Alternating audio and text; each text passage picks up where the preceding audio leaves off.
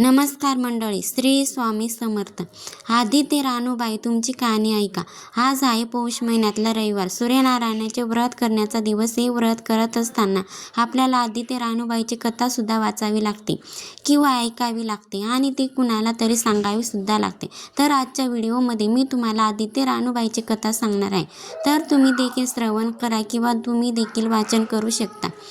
आटपाट नगरात एक ब्राह्मण राहत होता. तो रोज समिधा फूल दुर्वा आणावयास रानात जात असे. तिथं नागकन्या देवकन्या वसा वसत होत्या. ब्राह्मणाने त्यांना विचारले, कसा वसा वसता तो मला सांगा. तुला रे वसा कशाला हवा? उठशील मातशील, घेतला वास टाकून देशील. ब्राह्मण म्हणाला, उतरणार नाही, मातणार नाही, घेतला वास टाकणार नाही.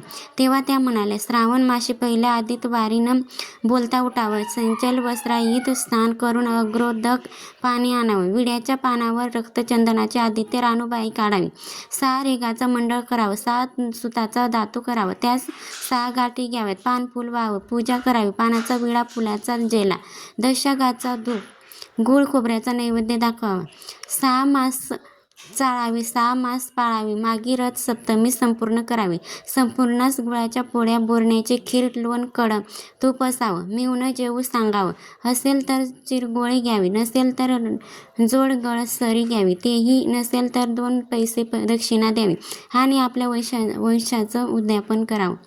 असा वसा ब्राह्मणाने केला. त्याला सूर्यनारायण प्रसन्न झाला. भाग्यलक्ष्मी आली. तेव्हा राजाच्या राणीने ब्राह्मणास पाठविले. ब्राह्मण खूप घाबरला, थरथर कापू लागला. तेव्हा राणी म्हणाले, घाबरू नका, कापू नका, तुमच्या मुली आमच्या येथे द्या. आमच्या गरिबाच्या मुली तुमच्या घरी कशा द्याव्यात? दासी कराल, बट्टी करा. राणी म्हणाली, बट्टी करीत नाही, राजाची राणी करू, प्रधानाची राणी करू. मार्गशिराच्या महिन्यात ब्राह्मणाने लग्न करून मुली दिल्या. एक राजाच्या घरी दिली, एक प्रधानाच्या घरी दिली, पण गेल्या पावली मुलीचा समाचार घेतला नाही. 12 वर्षांनी समाचारास ब्राह्मण निघाला. राजाच्या घरी लेकीने बसावयास पाट दिला, पाय धुवायला पाणी दिलं. म्हणाली, बाबा गुळ खा, पाणी प्या. ब्राह्मण म्हणाला, गुळ खात नाही, पाणी पित नाही. आधी माझी कहाणी करावयाची आहे, ती तू ऐक. तुमची कहाणी ऐकायला मला वेळ नाही. राजा पारधीला जाणार आहे, त्याला जेवायला उशीर होईल. त्याच्या मनात राग आला. तोच राग मनात धरून ब्राह्मण तिथून निघाला आणि प्रधानाच्या घरी आला. वडिलांना पाहताच लेकीने बसावयास पाट दिला, पाय धुवायला पाणी देऊन गुळ पाणी दिलं. गुळ खात नाही, पाणी पित नाही. माझी कहाणी करायची आहे, तू अगोदर ऐक. तुमची कहाणी नको ऐकू तर कोणाची ऐकू? ती घरात गेली, उतरंडीची 6 मोती आणली, 3 आपण घेतली व 3 वडिलांच्या हातात दिली. वडिलांनी सांगितलेली कहाणी मन लावून एकाग्रतेने ऐकली. नंतर जेवून खाऊन वडील आपल्या घरी आले. बायकोने मुलीचा समाचार विचारला. जिनं कहाणी ऐकली नाही ती गरीब आणि दुःखी कष्टी झाली आणि जिनं कहाणी ऐकली ती मोठ्या सुखात आहे. इकडे जी गरीब झाली होती तिनं आपल्या मुलाला श्रीमंत मावशीकडून काही दिलं तर घेऊन येण्यास सांगितले. पहिल्या आधीत वारी पहिला मुलगा उठला. तळ्याच्या पाळी जाऊन उभा राहिला. तेथे प्रधानाच्या दासी होत्या. प्रधानाच्या राणीला जाऊन सांगा की तुमच्या बहिणीचा मुलगा आला आहे. कसा आला आहे, काय आला आहे?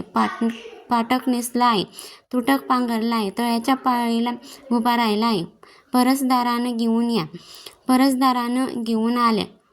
नाऊ माकू घातलं, पितांबर नेसायला दिला, जेवू खाऊ घातलं, कोळा पोकरून होऊन मोरा भरल्या व सांभाळून घरी घेऊन जाण्यास सांगितलं. वाटेनं जाता असताना सूर्यनारायण माळ्याच्या रूपानं आला व हातातल्या कोळा काढून नेला. घरी जाताच आईने विचारलं, मावशीने काय दिलं? देवाने दिलं पण कर्मानं नेलं. कर्माचं फळ पुढं उभं राहिलं. मावशीने दिलं पण ते सर्व गेलं. दुसऱ्या आधीत वारी दुसरा मुलगा गेला. प्रधानाच्या राणीने त्याला घरी नेलं. नाऊ माखू घातलं, नेसायला पितांबर दिला, जेवू खाऊ घातलं, काठी पोखरून होऊन मोहरांनी भरून दिली व न विसरता सांभाळून घरी नेण्यास सांगितले. वाटेत सूर्यनारायण गुराख्याच्या रूपात आला व काठी काढून घेतली. घरी गेला. घडलेली गोष्ट राणीला सांगितली. देवाने दिलं पण कर्माने नेलं. तिसऱ्या आधीत वारी तिसरा मुलगा गेला. तळ्याच्या पाळी उभा राहिला. त्यालाही पहिल्यासारखंच प्रधानाने घरी नेऊन त्याचा योग्य आदर सत्कार केला व नारळ पोखरून होणा मोहरांनी भरून दिला व सांभाळून घरी नेण्यास सांगितले. घरी जाताना विहिरीच्या काठी नारळ ठेवून पाणी प्यायला विहिरीत उतरला. तोच नारळ गडगडात विहिरीत पडला. घरी जाऊन आईला म्हणाला, आई ग, मावशीने दिलं पण दैवाने ते सर्व बुडालं. चौथ्या आदितवारी चौथा मुलगा गेला. तळ्याच्या पाळी उभा राहिला. त्यालाही पहिल्यासारखंच राणीनं घरी नेलं. त्याचा योग्य आदर सत्कार केला. त्याला दह्याची शिदोरी ओणा मोहरा घालून बरोबर दिली. सूर्यनारायण गारीच्या रूपाने आला व शिदोरी घेऊन गेला. घरी येऊन आईला सांगितलं, आई, मावशीने दिलं पण दैवाने ते सर्व नेलं. पाचव्या आदितवारी आपण उठली. तळ्याच्या काठी उभी राहिली. दासीने तिचा निरोप तिच्या बहिणीला सांगितला. बहिणीने तिलाही परसदारानं घरी नेलं. नाव माकू घातलं. साडी चोळी नेसायला दिली. प्रधानाची राणी आदितवाराची कहाणी करू लागली. काय वसा करतेस ते मला सांग, बहीण म्हणाली. वडिलांनी कहाणी ऐकली नाहीस म्हणून तू दारिद्र्य आलं. राजाच्या राणी यावर उपाय विचारला. तेव्हा तिनं वसा सांगितला. ती बहिणीच्या घरी राहिली. श्रावणात सांगितल्याप्रमाणे सूर्यनारायणाची पूजा केली. इकडे राजाला भाग्य आलं.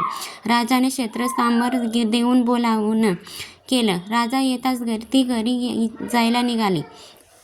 एकमेकींना बहिणी हयर केले. वाटेने निघाली. पहिल्या मजले स्वयंपाक केला. राजाला वाढलं, मुलांना वाढलं, आपलं पान वाढून घेतलं. तोच कहाणीची आठवण झाली. आकारा केला, डोंगरा पिटला. कोणी उपाशी आहे का शोधण्यास सांगितले. कोणी उपाशी नव्हता. वाटेने एक मोळी विक्या चालत होता. त्याला कहाणी ऐकायला बोलावलं. तो मोळी म्हणाला, तू बाईची कहाणी ऐकू, मला काय फळ, माझं पोट भरलं पाहिजे. असं म्हणून तो राणीकडे आला. राणीनं 6 मोती घेतली. तिने त्याला दिली व 3 आपल्या हातात ठेवले व मनोभावे कहाणी सांगितली. त्याने मोठं भक्तीने ऐकली. त्याची मोळी सोन्याची झाली. तो म्हणाला, कहाणी ऐकल्यास एवढं फळ, मग वसा घेतल्यास किती मोठं फळ मिळेल. काय वसा आहे तो सांगा. राणीने तो उतरणार नाही, मातणार नाही याची कबुली करून घेतली व वसा सांगितला. दुसऱ्या मजलेस राणीनं स्वयंपाक केला. मुलांना राजाला वाढलं. आपलं पान वाढून घेताच कहाणीची आठवण झाली. हाकारा करून कोणी उपाशी नाही का याचा शोध घेतला. माळ्याच्या विहिरीला पाणी लागलं नव्हतं. त्याचा मळा पिकत नव्हता. असा एक माळी चिंता करीत बसला होता. त्याला कहाणी ऐकण्यास बोलावलं. तो आला. राणीनं 6 मोते घेऊन 3 आपण घेतली. 3 माळ्याला दिल्या. राणीने मनोभावे कहाणी सांगितली. त्याने चिंताभावे ऐकली. मळा पिकू लागला. विहिरीला पाणी आलं. तो म्हणाला, कहाणी ऐकल्यावर एवढं फळ, मग वसा घेतल्यास काय फळ, काय वसा असेल तो मला सांगा. मी राणीने त्याला वसा सांगितला. तिसऱ्या मजलेस स्वयंपाक केला. मुलांना वाढलं, राजाला वाढलं, आपलं पान वाढून घेताच कहाणीची आठवण झाली. नगरात कोणी उपाशी नाही याचा शोध घेतला. एक म्हातारी व तिचा मुलगा वनात गेला होता. एक डोहात बुडाला तर एक सर्पाने खाल्ला म्हणून ती चिंताग्रस्त होऊन बसली होती. तिला कहाणी ऐकण्यास बोलावलंच. राणीने तिला पहिल्याप्रमाणेच कहाणी सांगितली. तिची 2 मुलं आली. कहाणी ऐकण्यास एवढं फळ, तर वसा घेतल्यास फळ मोठंच असणार. तेव्हा वसा सांगितला. मग राणीने तिलाही सांगितलं. चौथ्या मजल्यात स्वयंपाक करून मुलांना राजाला वाढलं. आपलं वाढून घेताच कहाणीची आठवण झाली. कोणी उपाशी नाही ना याचा शोध घेतला. काना डोळा, मासाचा गोळा, हात नाहीत, पाय नाहीत असा एक मनुष्य रस्त्यामध्ये होता. त्याच्या अंगावर तांब्याभर पाणी ओतलं. पातला ओतला. तो उताना केला. 6 मोती होती. 3 मोती त्याच्या बेंबीवर ठेवले. 3 मोती आपण घेतले. राणीने सांगितलेले कहाणी त्याने ऐकली. त्याला हात पाय आले. दिवे झाला. त्याने राणीस वसा विचारताच राणीने त्यास वसा सांगितला. 5व्या मुक्कामास घरी स्वयंपाक केला. सूर्यनारायण जेवायला आले. 7 दरवाजे उघडले. लोह गंगाळ पाणी तापवलं. शेडस पक्वानस जेवायला केले. सूर्यनारायण भोजनास बसले. त्यांना पहिल्या घासाला केस लागला. ते रागावले. राजाच्या राणीला 12 वर्षे दारिद्र्य आलं. तिने आदितवारी वळचणी खाली बसून केस विचारले. का चव्हाळ डोळीचा केस वळचणीची काडी डाव्या खांद्यावरून टाकून दे. राजाच्या राणीला सूर्यनारायणाचा कोप झाला. तरी तसा कोणाला होऊ नये. ब्राह्मण आला. मोळी विक्याला, राजाच्या राणीला, माळ्याला, म्हातारीला, कोणा डोळा, मासाचा गोळा, सर्वांना सूर्यनारायण जसा प्रसन्न आला तसा तुम्हा आम्हा होऊ. ही 60 उताराची कहाणी 5 उतरी सुपर संपूर्ण. तर तुम्ही ही कहाणी शेवटपर्यंत ऐकल्याबद्दल मनापासून तुमचे खूप खूप आभारी आहे. व्हिडिओ आवडले असेल तर व्हिडिओला नक्की लाईक करा, शेअर करा व चॅनलला सबस्क्राईब करायला विसरू नका. धन्यवाद. श्री स्वामी समर्थ.